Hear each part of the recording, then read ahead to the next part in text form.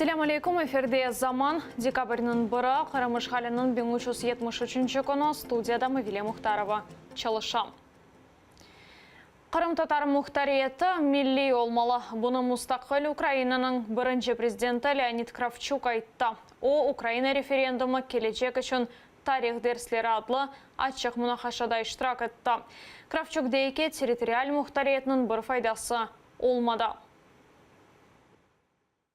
Я підтримую ідеологію, що кримсько-татарська автономія має бути національною. Там є корінний народ, це кримські татари. І вони мають мати свою автономію, національну. До цього в нас автономія була територіальна, вона не дала результатів, як бачимо. Там українці, кримські татари, зараз вони в єдності проти російської окупації Криму. І я думаю, що нам потрібно використати світ, нас зрозуміє і переконаний підтримує. Виджие Кашка Қырымның ишғалчылары тарафындан өлдірілді. Бойлы езілі шарының Москвада көрділер стратегия 30 тәшібісінің иштиракчылары дабыр сәсима бюс күніні кечірді. Москва соғақларына олар Кремльнің Украина ве Қырым есірлеріне қол тұтмаға чықты. Файлерінің қолларында сәсима бюслерінің адлары барады. Оларны Русия кеметі терроризм ве экстремизмде қабатлай. Соболезнуем крымско-татарскому народу и выражаем уверенность, что преступники, повинные в таких вот злодеяниях, они будут наказаны. В том числе сработают и персональные санкции, которые коснутся самых высоких кремлевских руководителей, включая Путина. Я сегодня здесь нахожусь с одиночным пикетом. Мы требуем свободы и выражаем свое несогласие с репрессиями властей. Главные террористы – это те, кто развязал войну в Украине. Это начиная от Путина до всяких Стрелковых, Плотницких и так далее. Вот они главные экстремисты и террористы.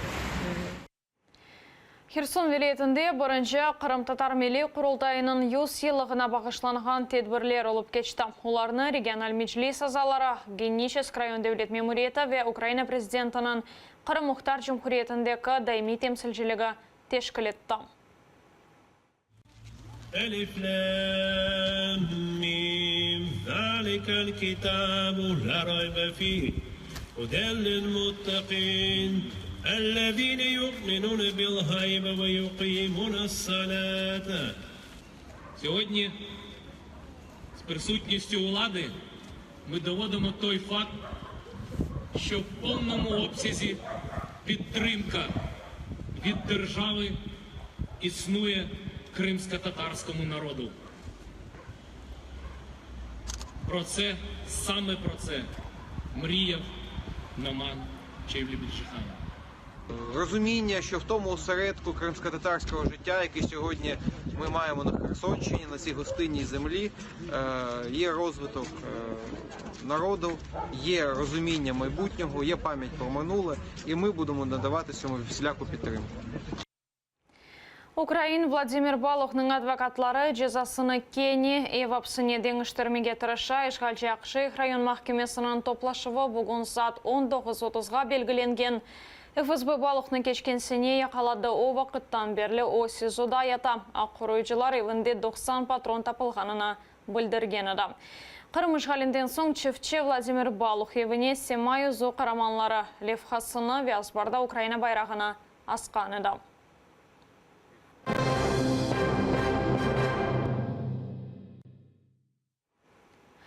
Русия Авропа инсан ақлары конвенциясыны бозмаға девам ете. Истилячы мемлекет саяси мабюслерге тәсел алма имканына бермеге разы олмай.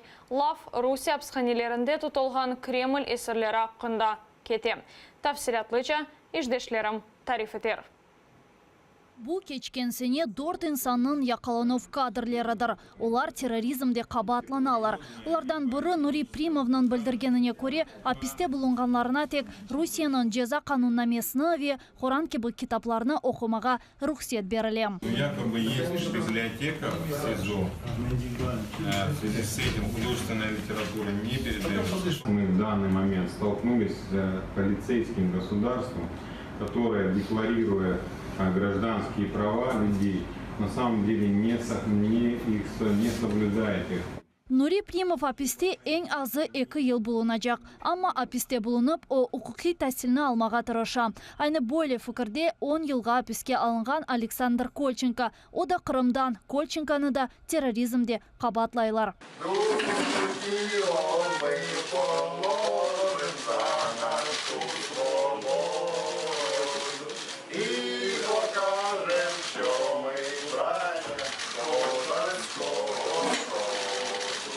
Kanun boyunca onlarının tahsil almağa akları бар. Таврия Milli Üniversiteti bütün teşkili meselelerini çözmege hazır. Они выходят на связь с университетом, мы даем им расписание, в какой день какая лекция будет им прочитана. Если им неудобно или им не дают возможность ее в полной мере прослушать, мы им в записанном виде отправляем эту лекцию туда, потом контрольные работы присылаются, потом проводятся практические занятия.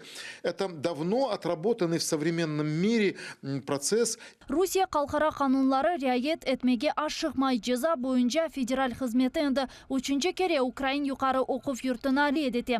Таврия Milli Üniversiteti'nde ise bunun razı olmayacaklar. Olar endi Ukrayn ombudsmenge müracaatını bulundular. O ise Rusya işleşlerine bu mesele boyunca anlaşmalar alıp baram. Ми звернулися до Тетяни Москалькової, до нашої колеги в Російській Федерації, звернувши увагу на те, що це все, власне, є порушенням прав людини. На що вона відповіла, що вуз не є сертифікований в Російській Федерації, відтак він не може проходити там навчання. Добре, ми звернулися ще раз з питанням про те, а де він може закінчити україністику у Російській Федерації у сертифікованому вузі.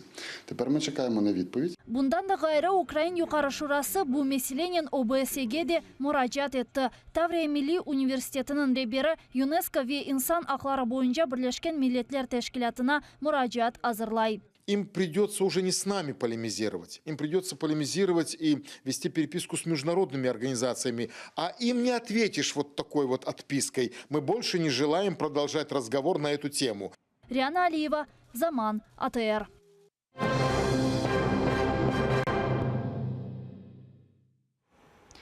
Полиция Никополь mahkemesinde patlау kerçekleştirgen insanın evini tanıttı. Mahkemege kelgen maşinası da bakıldı. Patlау neticesinde yaralangan da 6 kişi hastahanede kala. Uçağı alda Tunevin Ruslan Tapayev mahkemede granata çıkarıp mahkumlarga attı. Onlardan biri ilak oldu. İkinci granatını işletip ise o'zini o'ldirdi.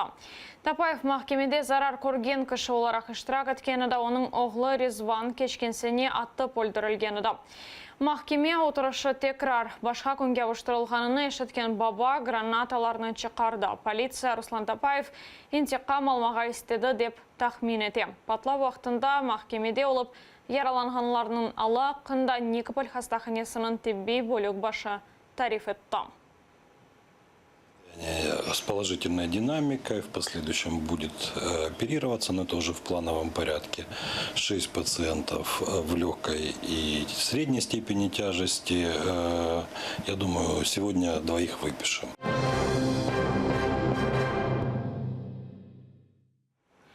Bugünden itibaren Ukraynada yaşayış azgara arta, endiden soň onun miqdары 1762 grivna teşkil etýär, çalışmaganlar üçin ise yaşayış azgara 1373 grivna oldu.